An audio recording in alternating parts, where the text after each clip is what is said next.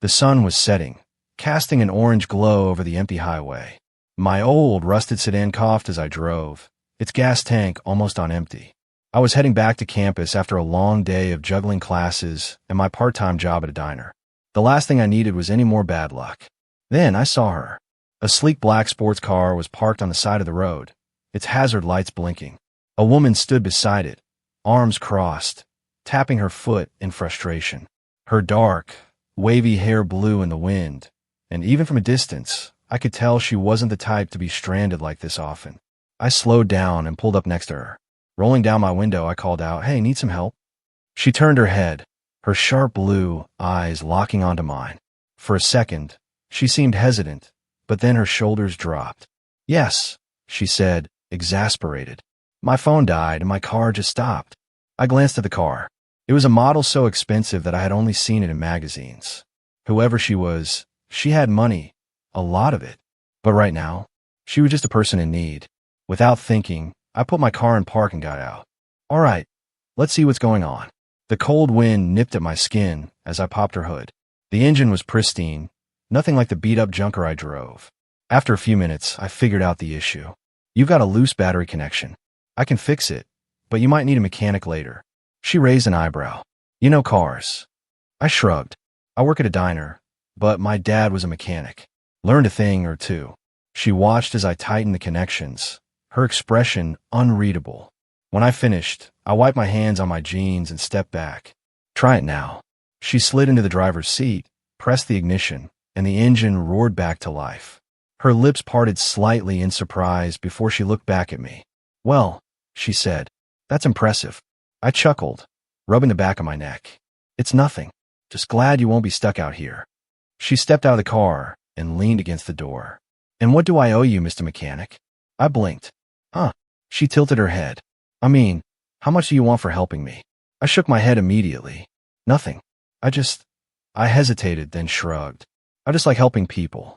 For a moment, she just stared at me, something flickering in her eyes. Then, she smirked. Interesting." I expected her to drive off and never see her again.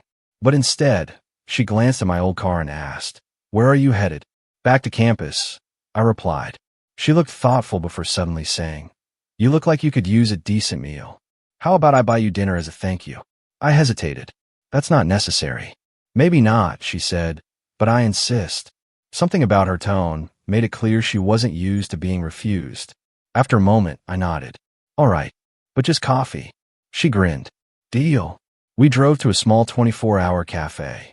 I couldn't help but feel out of place as she walked inside with confidence, her designer clothes standing out against the dingy walls.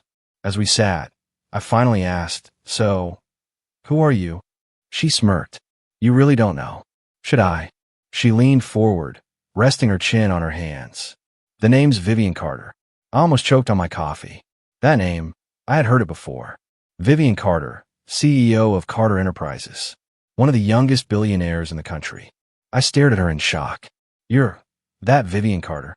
She laughed. "Yes, that Vivian Carter." I suddenly felt very aware of my worn-out hoodie and the $5 in my bank account. Vivian watched me, amused. "You're not going to start stammering and asking for money now, are you?" I scoffed. "No, I helped you because you needed help. That's it." Her expression softened. "That's rare." I shrugged. "Not everything's about money." She studied me for a long time before finally saying, "What's your name?" "Liam." "Well, Liam," she said, "I think I like you." Vivian slid a business card across the table. "I need someone I can trust. Come work for me." I frowned. "Doing what?" She smirked. "Let's find out." I stared at the business card on the table like it was a loaded gun. Vivian Carter, CEO, Carter Enterprises. The name gleamed in embossed gold lettering, radiating power, wealth, and a world I had never even dreamed of entering. Vivian leaned back in her chair, stirring her coffee lazily, watching my reaction with that same amused smirk. "You're thinking too hard, Liam." I exhaled sharply. "I don't even know what you're offering." "What kind of job?" She shrugged. "Something that fits your skills." I raised an eyebrow.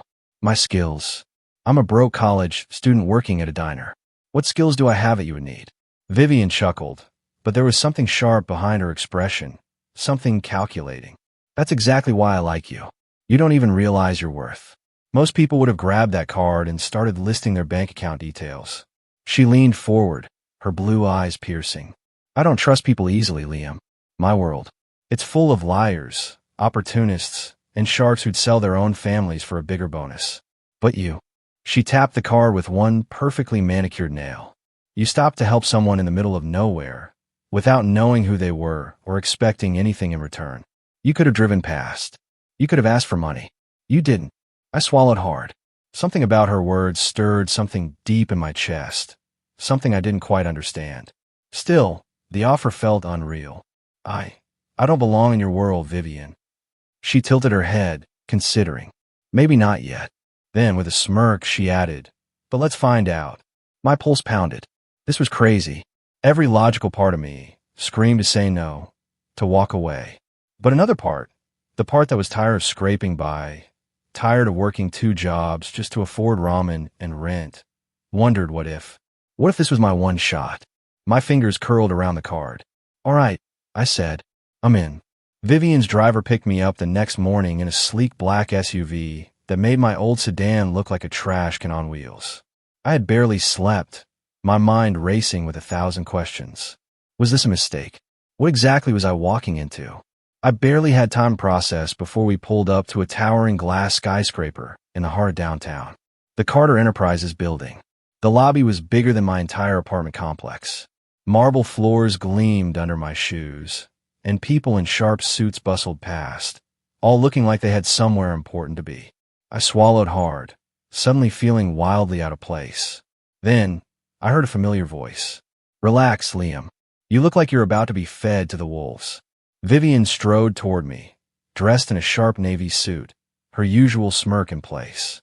But there was something in her eyes, a test, a challenge. I straightened my shoulders.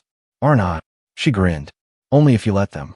She led me through the halls, past glass-walled offices where people glanced up, their gazes flickering with curiosity. Who's the new guy? I could practically hear their thoughts. Then, she pushed open a set of sleek double doors and motioned inside. Welcome to your new world. I stepped inside, my breath catching as I took in the panoramic view of the entire city. And, just like that, my life changed forever. It turned out my job was nothing I expected. Vivian didn't throw me into some high-rise office with a cushy chair. No, she made me her personal assistant. It sounded simple. Run errands, manage her schedule, deal with emails. But within hours, I realized this was a test. Coffee, black, no sugar, extra hot. And be back in 10 minutes, she called out as I scrambled out of the office. 10 minutes. The nearest coffee shop was 7 blocks away. I ran like hell, dodging through crowds, nearly getting hit by a cab, only to find a line out the door. My lungs burned as I sprinted back, coffee in hand, barely making it within the deadline. Vivian took one sip, raised an eyebrow, and handed it back. Too cold. Try again. I gawked at her. You're kidding. She smirked. Nope. I exhaled sharply. This woman was insane. But I wasn't going to quit. Not yet. As the days passed, I learned quickly, Vivian Carter was ruthless. She ran meetings like a battlefield, eviscerated executives with a single glance, and never tolerated failure. But then, there were moments when she let her guard slip. Like the night we stayed late in her office, the city lights twinkling outside. I found her staring at an old photograph on her desk. It was of a man, her father. She didn't notice me at first, but when she did, her expression hardened. Don't look at me like that, Liam. Like what? Like you're trying to figure me out. I hesitated. Then, cautiously, I asked, was he like you? Vivian let out a bitter laugh. No, she said. He was worse. For the first time, I saw something else behind the ice in her eyes. Pain. And in that moment, I realized something. Vivian Carter wasn't just a powerhouse CEO. She was a woman who had fought for everything she had. And maybe, just maybe, she wasn't as untouchable as she seemed. One moment, I was standing at the top of the world, trusted by the most powerful woman I had ever met. The next, I was tossed aside like garbage. The betrayal came fast. Too fast. One of Vivian's senior executives, a smug, silver-haired bastard named Charles Whitmore, had been waiting for an opportunity like this. He had always looked at me with thinly veiled disdain, like I didn't belong, like I was a nobody. And then he struck. A falsified report, fraudulent accusations, a whisper in the right ears. By the time I realized what was happening, it was too late. Liam, my office. Now. Vivian's voice was ice, sharp enough to cut. I walked in, expecting confusion. Instead, I saw cold fury in her eyes. She tossed a folder onto her desk. The papers spilled out, documents with my name on them. Fake contracts, wire transfers, an entire fabricated trail of evidence, making it look like I had been leaking company secrets. My stomach turned. This isn't real, I said, my voice hoarse. Vivian, you know me. I would never. Save it. Her expression was unreadable, but I saw something flicker in her eyes. Doubt, pain, anger. Then she pressed a button on her phone. Security walked in. I stared at her in shock. You're serious? She didn't flinch. Leave. And just like that, I was done. Escorted out like a criminal. Thrown back onto the streets with nothing but the clothes on my back and the echo of her final words. I don't trust you anymore. The cold air stung my face as I wandered through the city, my mind racing. How had this happened? I had given everything to that job, to Vivian. I had been loyal. I had fought for her. And she had tossed me away without a second thought. No money. No home. My apartment was tied to my job. And within 2 hours, I was evicted. Just like that, I was back to nothing. I sank onto a bench in the park, staring at the skyline. A week ago, I had stood in that building, overlooking the city, feeling like I was becoming something more. Now, I was just a broke college student again. But worse, because now I had tasted power, and I had lost it, and there was nothing I could do about it. Or so I thought. I don't know how long I sat there, stewing in anger, betrayal, and bitterness. But then, something shifted. I replayed the moment in my head, over and over. Vivian's face. The way she didn't look at me when she told me to leave. And suddenly, it hit me. She had doubted me. She had been angry, yes. But she hadn't looked me in the eyes. That meant something. That meant she wasn't fully convinced. That meant someone had manipulated her. And I had a pretty damn good idea who. Charles Whitmore. The smug bastard who had always treated me like dirt. He had wanted me gone from the moment I stepped into that office. And he had made it happen. But he had made one mistake. He underestimated me. Because I wasn't done yet. I had nothing. No job. No money. No connections. But I still had one thing. The truth. And I was going to make sure Vivian saw it. I spent days digging, searching for anything I could find on Whitmore. And then, buried deep in old financial records, I found it. A shell company. A secret offshore account. Money being funneled in ways that shouldn't have been possible. The bastard was dirty. And I had proof. Now I just needed a way back inside. I waited outside Carter Enterprises, watching from the shadows. Vivian's car pulled up. This was it. I stepped out, blocking her path. Her guards moved instantly, but she held up a hand, stopping them. Her icy blue eyes locked onto mine. Liam, she said coolly. I thought I told you to stay gone. I met her gaze, refusing to back down. You made a mistake. Her jaw tightened. Don't test me. I stepped closer, lowering my voice. Charles is dirty. I have proof. Her eyes narrowed. For a moment, I thought she would walk away. Then, slowly she exhaled. Get in. Vivian sat at her desk, flipping through the files I had given her. Her expression didn't change, but I saw it in her eyes, the moment she realized I had been telling the truth. She closed the folder and leaned back. Do you have any idea what you just walked into? I clenched my fists. Yeah, the same thing you're about to walk into. Silence. Then, a slow, dangerous smile. All right, Liam. Let's burn him to the ground. The air inside Vivian's office was thick with tension. Not the kind that came from heated arguments or anger, but something deeper, more dangerous. She sat behind her sleek black desk, fingers tapping lightly against the surface. The city skyline stretched out behind her, glowing against the night. Across from her, I stood, watching as she processed the evidence I had given her. The evidence that would take down Charles Whitmore. I expected her to be angry, maybe even furious at herself for believing the lie. But instead, she looked amused. She leaned back in her chair, lips curving into a slow, calculating smirk. You're full of surprises, Liam. I crossed my arms. Is that a good thing or a bad thing? She tilted her head, studying me like I was a chess piece she hadn't quite figured out how to play. I haven't decided yet. A pause. Then she slid the folder across the desk toward me. Tell me, she said. What do you want? I frowned. What? You're not stupid. You didn't just come here to clear your name. You had a choice. You could have walked away. But you didn't.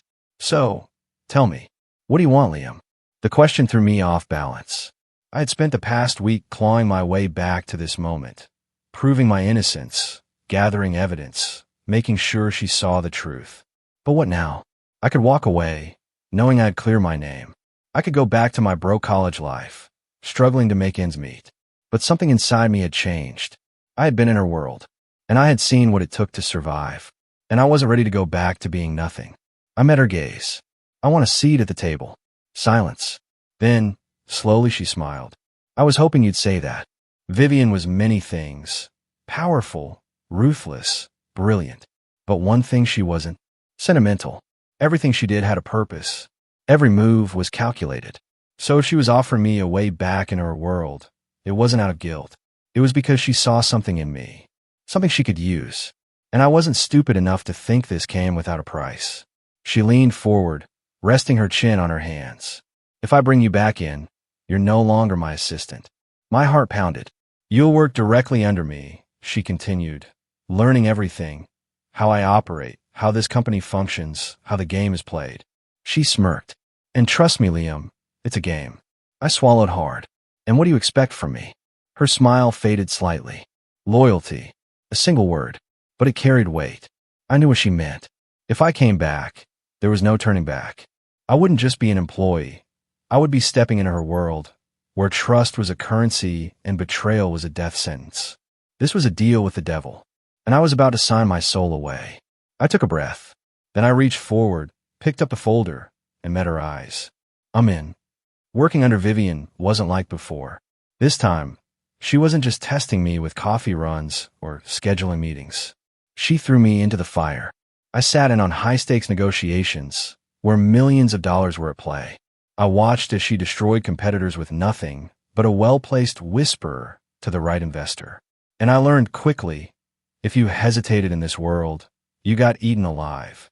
But the more time I spent at her side, the more I saw something that others didn't. She wasn't just powerful. She was lonely. She hid it well, behind sharp words and cold stares.